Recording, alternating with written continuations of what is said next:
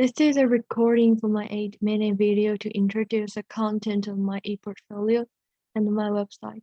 I will begin with the home page of my portfolio and briefly summarize my work as this layout. I inserted a picture on the top of my homepage and followed by a title and a self-introduction of myself. At the end of this paragraph, I also clarify the content of this portfolio. As it says, it includes activities, weekly reflections, and a video to introduce my e-portfolio and my website. And then there's a picture of myself for audience to know me better. At the bottom of the homepage, there are 8 topics, and each one I add a hyperlink to access. You can click the link to any topic to enter the interface of the relevant pages, like this.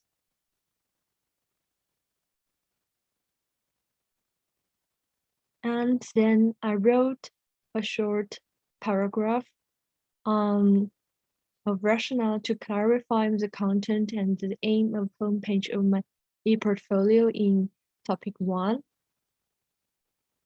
The instruction of activity 1 is to create an e-portfolio with Google Sites with the required items like home, activities, and reflections.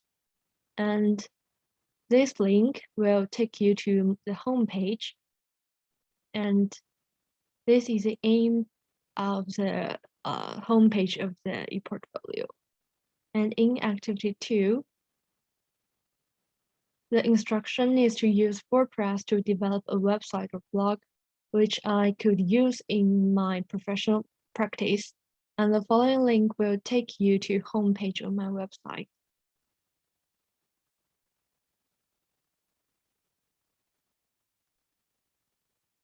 And in this homepage, it contains the content, targeted audience, and the aim of the website. And I call it an English corner, which includes blogs, stories, skills. And when you look at the top of the website, you can get access to everything you are interested in, like how to contact me, skills, blogs, and stories. And however, some pages still showed coming soon. And activity 3 is a listening activity to access my ability to enhance listening exercises I designed for learners using audio editing software. And I uploaded it for both in my website and my portfolio. We open my website and find out the listening skills. You can see this page, which begins with a rationale for introducing the teaching context and followed by an original video. And as for the soundtrack, I uploaded it in SoundCloud. After listening the audio file, this is the audio track file in the SoundCloud. And after listening that, there is the exercises, and I also uploaded the listening transcript to help them to comprehend. And in my portfolio, it is the same content. Then in activity 4, I used screen capture technology to create a video to share with my peers on the course. I just added the video directly in my portfolio, but if you cannot open this video, I also added a link in YouTube.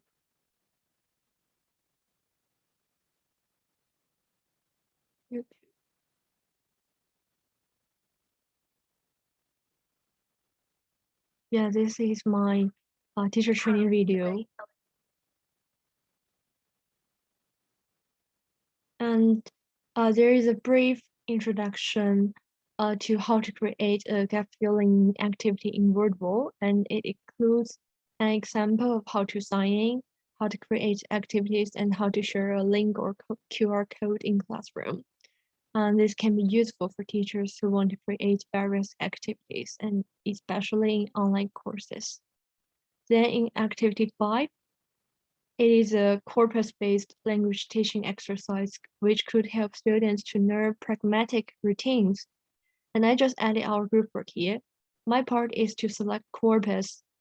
I used the COCA because it seemed to be the most appropriate corpus at the time of designing the activity.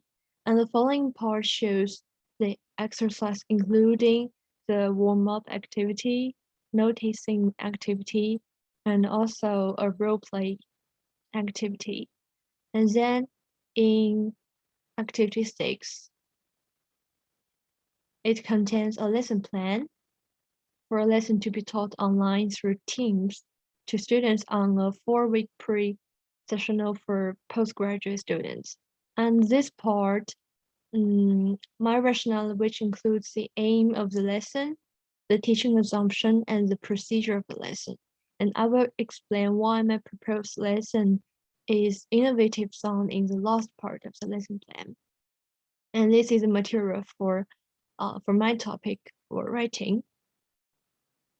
One material is resources for 7 tips for dealing with deadlines.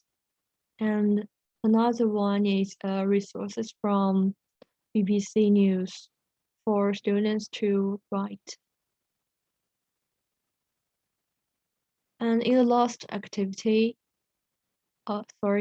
in the next activity, I developed a gap filling activity in Wordwall. In this activity, students have to complete the sentence in the box. And once you click this link, you can find out this activity. Audience have to complete the sentences in the box, and there are 5 words on the left and the sentences on the right. And I also elaborate the teaching context and teaching issues and learning issues here. And in the last activity, I used a video in YouTube to develop a listening activity.